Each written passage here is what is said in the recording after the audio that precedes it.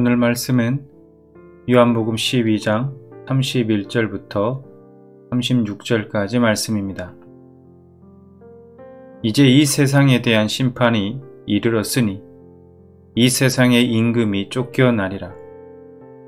내가 땅에서 들리면 모든 사람을 내게로 이끌겠노라 하시니, 이렇게 말씀하심은 자기가 어떠한 죽음으로 죽을 것을 보이심이러라. 이에 무리가 대답하되, 우리는 율법에서 그리스도가 영원히 계신다 함을 들었거늘 너는 어찌하여 인자가 들려야 하리라 하느냐? 이 인자는 누구냐?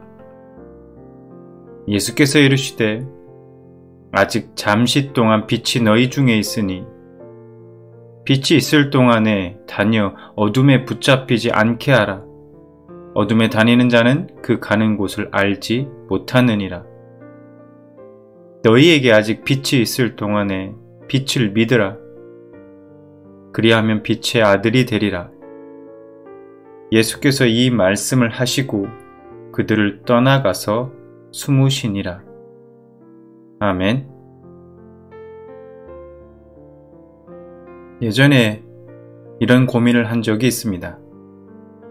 전도할 때 영혼에 대한 너무 간절한 마음 때문에 제발 예수님을 믿어줘 라고 내가 구걸하듯 복음을 전하고 있는 건 아닌가? 혹시라도 상대방이 그렇게 받아들이면 어떡하지 하는 고민을 한 적이 있습니다. 그렇습니다.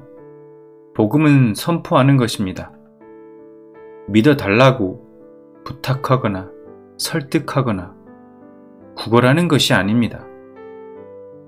복음이 선포된 후 그 다음은 물론 성령님의 역사하심을 빼놓을 수는 없겠지만 어떤 선택과 결단을 할 것인가, 오로지 복음을 들은 사람의 목만 남는 것입니다. 예수님께서 36절에 이렇게 말씀하십니다. 너희에게 아직 빛이 있을 동안에 빛을 믿으라. 그리하면 빛의 아들이 되리라. 예수께서 이 말씀을 하시고 그들을 떠나가서 숨으시니라. 예수님께서 그들을 떠나가서 숨으셨다고 말씀하십니다. 이 표현이 단지 이후로는 예수님께서 사람들에게 다시 나타나지 않으셨다는 의미로 사용한 것이라면 굳이 숨으시니라는 표현을 쓸 필요는 없었을 것입니다. 숨으셨다는 것은 사람들이 예수님을 찾는다 해도 찾을 수 없도록 하기 위해 의도적으로 자신을 감추셨다는 것을 뜻합니다. 그러면 예수님은 왜 그렇게 하셨을까요?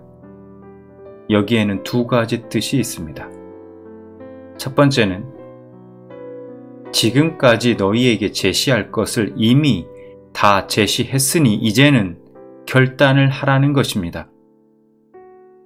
그들은 예수님의 복음에 대한 선포를 들었고 가르침을 받았고 그리고 예수님이 베푸신 기적과 이적들을 자신들의 눈으로 직접 보았습니다. 이제 더 이상 무엇이 더 필요할까요? 그들은 지금 자신들의 결단에 필요한 모든 자료를 다 가지고 있습니다. 지금 예수님은 자신을 숨김으로써 사람들이 예수님의 말에 대해 스스로 평가하고 결단을 내릴 시간을 주고 계십니다. 두 번째는 이제는 예수님을 육체적으로 따라다니던 시기가 끝나고 믿음의 시기가 시작되었다는 것입니다. 요한복음 13장 이후에는 대중들을 상대로 한 사역이 아니라 제자들만을 상대로 한 사역이 진행됩니다. 공적 가르침은 12장이 마지막입니다. 그렇기 때문에 예수님은 빛을 믿으라고 말씀하시고 숨으신 것입니다. 너희가 내 말을 받아들이겠느냐? 그러면 마음속으로 나를 믿으라. 그것이 나를 따르는 길이다. 라고 말씀하시는 것입니다. 살다 보면 이제는 스스로 신앙의 결단을 내려야 할 때가 있습니다. 1년 넘게 계속되고 있는 팬데믹 상황 속에서 우리의 모든 일상이 멈춰 있었습니다. 그런데 혹시 여러분의 신앙도 그동안 함께 멈춰 있었던 것은 아닙니까? 순간순간 계속되는 신앙의 갈림길 앞에서 여러분들은 어떤 선택을 해 오셨습니까? 오늘 말씀을 통해 주님께서 우리에게 요구하십니다. 언제까지 주저하고 언제까지 변명할 것인가 묻고 계십니다. 각자가 지금 돌이키고 결단해야 할 신앙의 내용들이 있다면 지금 선택하고 결단하는 여러분들 되시기 바랍니다.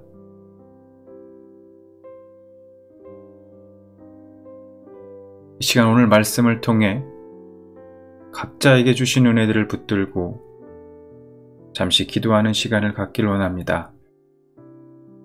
다 같이 기도하겠습니다.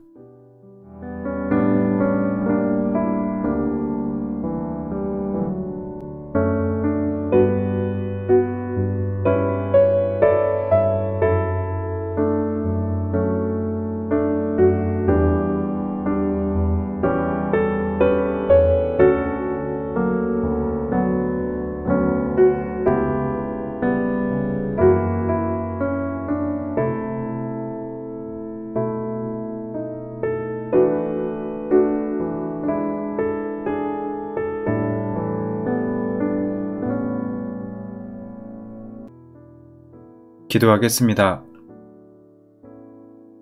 하나님, 순간순간 계속되는 신앙의 갈림길 앞에서 하나님의 기뻐하시는 선택과 또 그 길로 행할 수 있도록 인도하여 주옵소서.